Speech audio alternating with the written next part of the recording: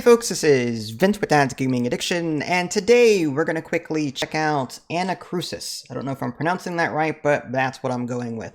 This is a game that you can find on Steam's Early Access program for about $20, and I stress early access, everything that you're about to see is subject to change. This is a 4-person cooperative game, though you can play with bots, and they recently introduced a PvP mode. You'll be able to customize your loadouts to some degree. There are some seasonal rewards as well, and there are some mods that you can download from the Steam Workshop. I did look at them. They're nothing grandiose. I think there's a couple of maps, there's some other accessories that you can download, but for the most part, you're going to be unlocking content in the season mode by just doing quests, and these quests will unlock new skins and other rewards, that kind of thing. So, different modes in this game include the cooperative stuff like in Left 4 Dead and Back 4 Blood. There's a versus, a holdout mode, a weekly challenge, and a quick play if you just want to jump into it. The game includes about 4 episodes right now, and these episodes have a different amount of levels. So episode 1, for example, has like 5 levels, whereas episode 2 only has 2 levels. I don't know what the thinking behind that is. So, you know, if you don't like one episode, I guess if you want a quicker experience, you can do a different one. Once you actually get into the game, you'll start realizing, hey, this is a similar theme that I've seen before. You start off in this safe room, and you're able to pick up different guns. And there's also a weapon recharger. Rather than there being like ammo boxes where you recharge ammo, you're going to recharge your weapons via this little like electric weapon charger. And you all start off in this room. And once you open the door, you can proceed to go through the level. Like in Left 4 Dead and Back 4 Blood, you're trying to get from point A to point B, from safe house to safe house.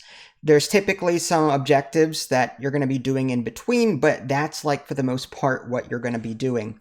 I will say this game is a bit silly at times, and that's not a bad thing. There are a couple of instances where I just laughed out loud because of how weird the ragdolls were or how things just kind of looked in the environment. One thing I will say that I do like is that there are these matter compilers scattered throughout the level. You interact with them and they give you 3 random perks, and then you choose one of them and you get to keep it for the duration of your run. Unfortunately, they do not carry over from episode to episode, but they do carry over from level to level. So if you're doing like the first episode, then you'll be able to go from level 1 to level 5 and keep all of that cool stuff.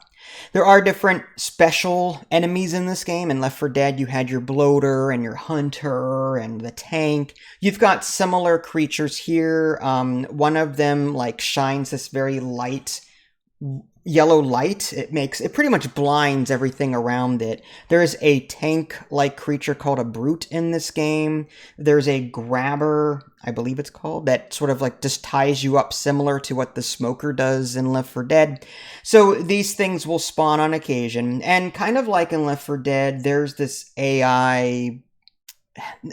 It's like an AI programming where, you know, if you sit in one place for too long, typically you'll get met with some kind of rush. Meaning, if you stay in one place too long, then they'll come after you. Just a wave of whatever these things are. Fish aliens? I don't know. I don't know. Again, everything in this game is extremely like campy and weird. It's got this like retro sci-fi theme, but it reminds me of those silly B movies from, you know, way back in the day. I'm not complaining, mind you. If the gameplay is good, then I'm fine with the whole theme. I like retro sci-fi, or whatever you could call this. I like the surroundings. I like the gigantic corridors and the coloring of like the space stations. I love it.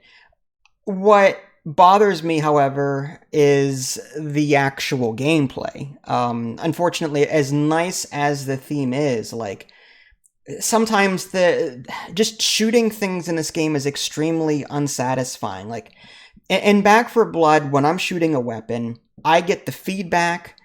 When I hit something, I get that satisfying, yes, I killed it. Like, you know, there are some games where you get that red X or that little vibrate or whatever on the controller, something to just passively tell you that you've killed something. Or like even Star Wars Battlefront 2, every time you kill an enemy, it makes a ping sound. Here, it's extremely unsatisfying, in my opinion. There's no feedback.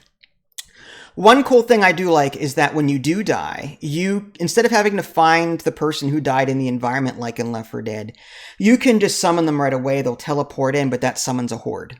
I kind of like that rather than, you can just kind of hole up and you can summon the people that are dead and you can just pick up where you left off. That way your friend isn't kind of sitting out for a long period of time. There's also plenty of weapons, and there are different like levels to those weapons. Like you'll find a blaster, for example, which is kind of like a shotgun, but then you find an overclocked blaster, which fires a lot more quickly. Then there's a Mark II overclock and a Mark III overclock. So that's really cool as well. I love the fact that there are different weapons in this game. Again, my complaint with them really is that like as different as the weapons are, I didn't feel satisfied shooting them. Same with the grenades. You'll pick up like void grenades that suck things in. There's incendiary grenades, goo grenades, but every time I fire them, whatever. I mean, everything. You ever play a first-person shooter and the guns just go poof, poof, poof, poof, poof, poof? Like that's what it felt like to me. I didn't feel like a bad, you know what, something Samuel L. Jackson would say, shooting these guns. I felt like it was just, I'm piff, piff, piff, piff, piff. That's not exciting. I'm sorry, but like, I feel like there needs to be a lot more feedback on these weapons. Not to say that the game isn't fun. There's a regular occurrence of oh crap moments where, these things just come out of the woodwork and start rushing you. They are extremely fast. And that's actually one complaint I do have. There are like 3 difficulties. There's normal, intense, and quote-unquote intenser. Instead of more intense, I guess it's intenser. And it's like they run too darn fast. Like these are like zombies on steroids. Like I'm an old person, so my reflexes are not as good, and it takes longer for me to really react to things. And I feel like they just run a little too quickly for my tastes. Things are just happening way too quickly. And I don't like that. I wish there was an easy mode where the enemies were slower and you were given these, like, they're not called med kits, but they're called med scanners. You can replenish your health with that. It's like a med kit. But they don't give them to you every mission start. Like in Left 4 Dead, you're given 4 med packs all the time, typically. In this game, you don't get that. You get a little thing on the wall, and that's it. The little thing on the wall that, you interact with once, and it kind of heals you, but, like, it doesn't bring you up to full. It would have been cool to have the med scanners and that little med station so that you're fully healed on this easy mode whenever you go out. I would love something like that. And on easy, just slow everything down so that us old people can sort of keep up with what's going on, maybe even, I don't know, slow down time a lot when you're interacting with a console so you don't get destroyed. Little things like that. I don't know. Maybe I'm asking for too much. Some other issues I had with this game, there are some consoles that I couldn't interact with. Like, I would try and press a button on a console and it wouldn't work. And then idly would try it 5 seconds later and it would work. So I don't know what the deal is with that. Like, some things did not respond to me at all. There's also no melee in this game. Rather, you've got this force push, like in Star Wars, like the Jedi have this force push. You've got that, and it takes some time to recharge, but there's no melee in this game. So if something's in your face and you're reloading and your force push is like still recharging, you're kind of screwed. So there's no melee. That's another weird thing in this game that I don't like. Idly experienced a bunch of disconnects. Every time she goes to play this game, she's had these random disconnects and would have to restart Steam, even once she rebooted her whole computer. I don't know if anyone else is running into disconnect issues, but she was having trouble connecting.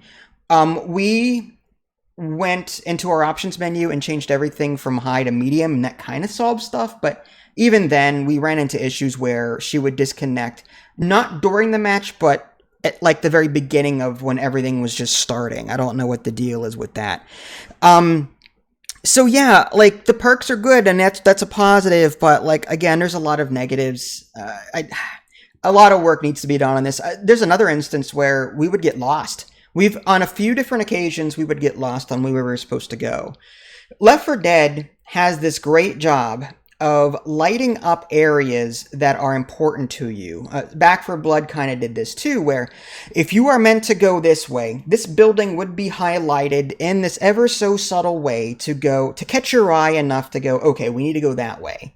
To make it clear that, okay, this dark area, we're not supposed to go that way, but this area is lit up, we're supposed to go this way.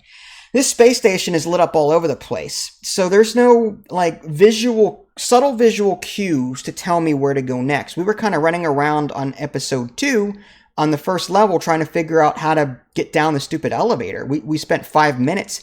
Eventually the game said, no, you need to go this way. But it took 5 minutes for that, and the game finally did tell us where to go. But, like, for 5 minutes, we were fighting off hordes and stuff, and it was frustrating, in my opinion. So that's another thing I think could be improved on. They did add verses, but I will preface that by saying I am not a versus kind of person. I would play versus with friends, and even then, I don't do it a whole lot. So I've not tried the versus mode, but it is a new mode that you can try out. It does have some casual fun to it, don't get me wrong. I think it would be more casual fun with an easier difficulty setting, but it is something that, you know, if I get tired of Back 4 Blood or Left 4 Dead, and I'm looking for something a bit more futuristic, I could jump into this without too much of a problem. It pretty much behaves the same way as other games in the genre, if I had to say. Again, the season rewards are something cool to shoot for, but I don't like the quests. Like, you have to heal 3 allies, for example, in one of your starter quests. And no matter how many enemies you kill, no matter how many episodes you complete, if you do not heal 3 allies, you do not get progress on your seasonal stuff. I would prefer an XP system so that, you know, based on how many of these fish people you've killed and how many special infected you've killed, you get XP, you level up, and that's how you unlock things. I would prefer that over this quest. And make quests optional, extra XP gain rewards. That's how I would approach that. But again, I'm not developing this game. So I really don't like the forced questing in this game to advance in the season. I would prefer like just a casual, like, passive XP. You're always gaining it as you kill stuff. The quests you can do for extra rewards. That's how I would approach this. So, long story short, do I recommend this game? On sale for 50% off, which it is right now as of the date and time of this recording, yes, I do recommend it for $10. For $20, There are better first-person shooter options. Back 4 Blood is typically on sale. Even Left 4 Dead 1 and 2, which does a couple of things better than this game, and that was created how long ago? Typically very cheap as well. The level design, I think, is way more, I guess, far more superior than this game. I think the level design was a lot better in the Left 4 Dead games than this. So, do I recommend it? Again, on a sale. $10, I think, should be the price for this game going forward. $20, which is the standard price, I could not recommend it at that price point. So definitely wait for a sale. Hopefully the game continues to develop in early access and just things get better overall, and maybe it'll be worth $20 at some point, but just not right now. All right, well, there you go, folks. This is Vince. Thanks for watching, and I will catch you all next time. Take care.